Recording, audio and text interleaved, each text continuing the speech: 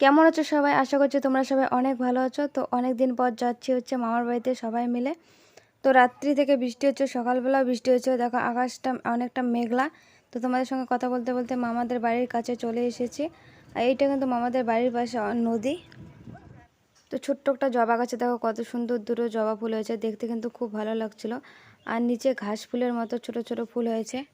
ওই জবা ফুলের পাশে দেখো আরেকটা জবা ফুলের গাছ ছিল। আর এদিকে মা এসে দেখো মাটন নিয়ে বসে গেছে, মাটনটা পরিষ্কার করছিল। আর মামিও পাশে বসে কাজ করছিল আর গল্প করছিল দুজনে একসঙ্গে। আর অনেকটাই গরম ছিল, গরমের জন্য কিছুই ভালো লাগছিল না। আর এদিকে হচ্ছে মামা গাছ থেকে অনেকগুলো পেয়ারা নিয়ে আসলো। পেয়ারা খেতে কিন্তু আমার ভীষণই ভালো লাগে। তো আমার কিছু কাজ নেই, তাই আমি শুয়ে আছি। আর তারপর দেখো মাসিরা আসলো।